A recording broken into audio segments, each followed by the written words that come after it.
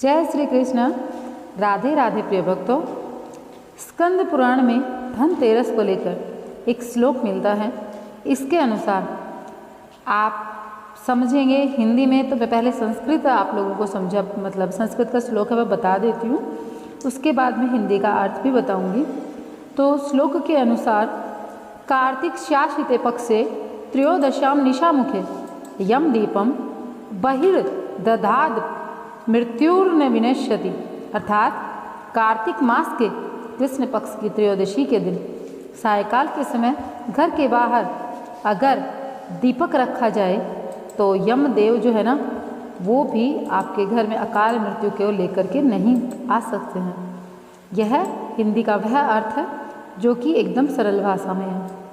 वहीं पद्म पुराण के अनुसार ये जो है, इसके बारे में लिखा हुआ है कि त्रयोदशी के दिन, कार्तिक मास में कृष्ण पक्ष की त्रयोदशी के दिन घर के बाहर यमराज के लिए दीप देना चाहिए, इससे मृत्यु का नाश होता है। देखिए, पुराणों में वर्णित कथा के अनुसार एक समय यमराज ने अपने दूतों से पूछा, क्या कभी तुम्हें प्राणियों के प्राण हरते समय किसी पर दया आई है? तो वे संकोच में पड़कर बोले, नहीं महाराज। तो यमराज ने उनसे दोबारा पूछा तो उन्होंने बताया कि एक बार ऐसी घटना घटी थी जिससे हमारा हृदय कांप उठा था। हेम नामक राजा की पत्नी ने जब एक पुत्र को जन्म दिया तो ज्योतिषविदों ने नक्षत्र गणना करने के बताया कि यह बालक जब भी विवाह करेगा उसके 4 दिन बाद ही इसकी मृत्यु हो जाएगी। यह जानकर राजा ने बालक को यमुना तट की एक गुफा में ब्रह्मचारी के रूप में रखकर बड़ा किया। एक दिन जब महाराज हंस की युवा बेटी यमुना तट पर घूम रही थी, तब ब्रह्मचारी युवक उस कन्या पर मोहित हो गया और उसने उससे गंधर्व विवाह कर लिया। लेकिन जैसे ही 4था दिन पूरा हुआ, राजकुमार की मृत्यु हो गई। अपने पति की मृत्यु को देखकर उसकी पत्नी बिलख बिलख कर रोने लगी। उस नवविवाहिता का करुण विलाप सुनकर हमारा हृदय भी कांप उठा था। तब नहीं रुक रहे यमराज के दूतों के आंसू भी। यमदूतों ने कहा, राजकुमार के प्राण हर करते समय हमारे आंसू नहीं रुके थे। तभी एक यमदूत ने पूछा, क्या अकाल मृत्यु से बचने का कोई उपाय है? इस पर यमराज बोले, एक उपाय है। अकाल मृत्यु से छुटकारा पाने के लिए व्यक्ति को धनतेरस के दिन पूजन और दीप दान विधि पूर्वक करना चाहिए। जहाँ यह पूजन होता है वहाँ अकाल मृत्यु का भय नहीं सताता। कहते हैं तभी से धनतेरस के दिन यमराज के पूजन के बाद दीप दान की परंपरा प्रचलित हुई। देखिए, धनतेरस के दिन आपको यह दीपक कैसे जलाना है वह विधि मैं आप लोगों को बता देती हूँ। धनतेरस के दिन ऐसे करना चाहिए दीपदान कि मुख्य द्वार पर 13 और घर के अंदर भी 13 दीप जलाने होते हैं। यह काम सूरज डूबने के बाद किया जाता है, लेकिन यम का दिया परिवार के सभी सदस्यों के घर आ जाने के बाद में खाने पीने के बाद सोते समय जलाया जाता है। इस दीप को जलाने के लिए पुराने दीप का इस्तेमाल करें, नया दीपक ना लें। उसमें सरसों का तेल डालें, रुई की बत्ती लगाएं और जैसा कि आप स्क्रीन पर फोटो देख रहे हैं उस तरीके से एक प्लेट के अंदर चावल डालें और घर के दीप जलाएं। घर का जो मुखिया है वह घर का यह दीपक जलाए और फिर उसके बाद में उसे घर के मुखिया, मतलब यहाँ कहने से है घर की वह मुखिया स्त्री जो घर की देखरेख करती है, उसके बाद उसे घर के बाहर दक्षिण की ओर मुँह करके नाली या कूड़े के ढेर के पास रख दें। साथ ही उस समय मृत्युना पास हस्तेन कालेन भार्या सह, इस मंत्र का जाप करें। इस मंत्र का जाप करने से आप लोगों को यह अकाल मृत्यु का दोष नहीं सताएगा। मंत्र पूरा मैं आप लोगों को अभी पढ़ के बता देती हूँ, आप ध्यान से सुनिएगा। मृत्युना पास हस्तेन कालेन भार्या सह त्रयोदश्याम दीप दानत सूर्यजः प्रीत्यामिति, यह मंत्र है। इसके बाद में आप इस मंत्र का जाप करके और यह दीपदान वाला कार्य अवश्य करें। देखिए, त्रयोदशी के दिन जब यह दीपक जलाया जाता है, कृष्ण पक्ष की त्रयोदशी के दिन, तो यमराज भी आपके घर की तरफ देखते समय एक बार सोचते हैं। अर्थात अकाल मृत्यु जो होती है ना, समय से पहले जो मृत्यु होती है, कई बार आप लोग सुनते होंगे बहुत कम उम्र में बच्चों की मृत्यु आजकल हो जाती है, तो उसका भय नहीं सताता है। अब धनतेरस के दिन इस मंत्र के लिए मैंने आप लोगों को बता दिया, लेकिन एक कथा का भी विधान हमारे शास्त्रों में बढ़ता है, जो कि अभी यमराज के साथ में जो रिलेटेड कथा है वह भी मैं आप लोगों को सुनाने वाली हूँ। ध्यानपूर्वक और पूर्ण श्रद्धा के साथ सुनिएगा। देखिए, दीपावली के 2 दिन पूर्व जब यह सायंकाल को मिट्टी का या दीपक जलाते हैं ना, तो इसमें बाती आपको नवीन ही यूज करनी, अर्थात नई बाती का यूज करना है। दीपक पुराना होना चाहिए, बत्ती नई होनी चाहिए, और इसको अनाज की ढेरी पर रखना है, जैसे कि फ़ोटो में आपने देखा होगा। अब इसके पीछे की कथा सुन लीजिए। बहुत पहले हंसराज नाम एक प्रतापी राजा रहता था।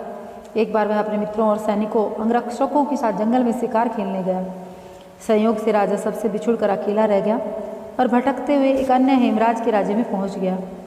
हेमराज ने थके हारे हंसराज का भव्य स्वागत किया। उसी रात हेमराज के यहाँ पुत्र जन्म हुआ। इस खुशी के अवसर पर हेमराज ने राज के उत्सव में सम्मिलित होने के लिए आग्रह के साथ हंसराज को कुछ दिनों के लिए अपने यहाँ रोक लिया। बच्चे के 6वें दिन एक विचित्र घटना घटी। पूजा के समय देवी प्रकट हुई, बोली, आज इस शिशु की जो जितनी खुशियाँ मना लें, यह अपने विवाह के 4थे दिन मृत्यु को प्राप्त हो जाएगा। इस भविष्यवाणी से सारे राज्य में शोक छा गया। हेमराज और उसके परिजनों पर तो वज्रपात ही हो गया। सबके सब स्तब्ध रह गए। इस शोक के समय हंसराज ने राजा हेमराज और उसके परिवार को ढांढस दिया और कहा, मित्र, आप तनिक भी विचलित ना हो, इस बालक की मैं रक्षा करूँगा। संसार की कोई भी शक्ति इसका बाल भी बांका नहीं कर सकेगी। हंसराज ने यमुना के किनारे एक भूमिगत किला बनवाया। उसी के अंदर राजन कुमार का पालन पोषण करवाया। इसके अतिरिक्त राजकुमार की प्राण रक्षा के लिए हंसराज ने सुज्ञ ब्राह्मणों से अनेक तांत्रिक अनुष्ठान, यज्ञ, मंत्र जाप आदि की व्यवस्था करी। धीरे धीरे राजकुमार युवा हुआ। उसकी सुंदरता एवं तेजस्विता की चर्चा सर्वत्र फैल गई। राजा हंसराज के कहने से हेमराज ने राजकुमार का विवाह भी कर दिया। जिस राजकुमारी से विवाह हुआ वह साक्षात लक्ष्मी लगती थी। ऐसी सुंदर वधू की जोड़ी किसी भी जीवन में आपने नहीं देखी। विवाह के ठीक 4थे दिन यम के दूत राजकुमार के प्राण हरने के लिए पहुंचे। अभी राज्य में मांगलिक समारोह चल ही रहा था। राज परिवार, प्रजाजन खुशियां मनाने में मग्न थे। राजकुमार और राजकुमारी की छवि देखकर यमदूत भी विचलित हो उठे, किंतु राजकुमार के प्राण हरण का अप्रिय कार्य उन्हें करना पड़ा।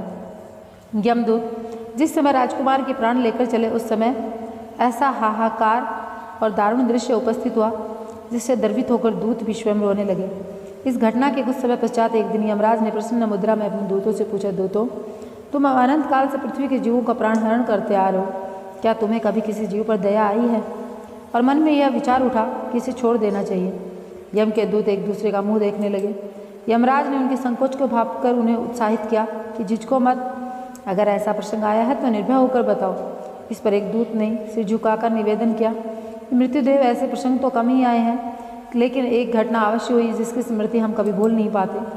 यह कहते हुए दूत ने हेमराज के पुत्र के प्राण हरण की घटना सुना दी। इस दुखद प्रसंग में यमराज भी विचलित हो उठे और इसे लक्ष्य करके दूत बोला, नाथ, कोई ऐसा उपाय है जिससे इस प्रकार की अकाल मृत्यु से प्राणियों को छुटकारा मिल सके? इस पर यमराज ने कहा, जीवन और मृत्यु सृष्टि का अटल नियम है, इसे बदला नहीं जा सकता, किंतु धनतेरस को पूरे दिन का आप बहुत विधि विधान के साथ में शास्त्रों विधित जो भी नियम है उनसे पालन करें। उसके बाद सायंकाल में यमदीप अवश्य जलाएं, यह आपको अकाल मृत्यु से बचाएगा। और संध्या के समय घर के प्रवेश द्वार पर यम के नाम का यह दीपक जो है ना, यह आपके जीवन में कभी भी अकाल मृत्यु का दोष नहीं आने देगा। तो प्रिय भक्तों, यहाँ पर यमदीप आपको कैसे जलाना है वह बता दिया है, और इसके पीछे की प्रचलित कथाएँ जो कि पुराणों के अनुसार, शास्त्रों के अनुसार मिलती हैं, वह 2 कथाएं मैंने आप लोगों को बताई हैं। दोनों एक दूसरे से मिलती जुलती हैं। आपने स्वयं जान लिया, आप खुद समझदार हैं, तो आपको यह यम का दीपक जलाना है, किस तरीके से जलाना है वह सब आपने जान लिया है। अब मैं मिलूँगी आप लोगों से एक नए वीडियो के साथ में। तब तक के लिए जय श्री कृष्णा, राधे राधे। और हाँ, जाते जाते वीडियो को लाइक और चैनल को सब्सक्राइब कर लेना। यहाँ पर ऐसी ही अपने धर्म से जुड़ी हुई जानकारी आप लोगों को उपलब्ध कराई जाती है। और वीडियो को लाइक कर देना है, चैनल के कमेंट बॉक्स में जाकर लिख देना है जय माँ लक्ष्मी, और एक श्रद्धांजलि आप लोगों की तरफ से यमदूत को भी आप ज़रूर दें कि यमदूतों, आप जब भी आओ मेरे परिवार से थोड़ा सा दूर से निकल जाओ, मेरे परिवार में ना घुसो। तो यह चीज़ भी आप अवश्य लिख देना। आप लोगों को मैं कहना चाहूँगी, आपके जीवन में माता लक्ष्मी ढेरों खुशियाँ लेकर आए, माँ लक्ष्मी का साक्षात आगमन आपके घर में हो, इसी कामना के साथ में इस वीडियो का एंड करना चाहेंगे। और हाँ, जो आप लोगों को बताया, वीडियो को लाइक और चैनल को सब्सक्राइब अवश्य कर देना, क्योंकि ऐसा करने से हमारा मनोबल बढ़ेगा और हम आप लोगों के लिए ऐसी जानकारियाँ लेकर आते रहेंगे।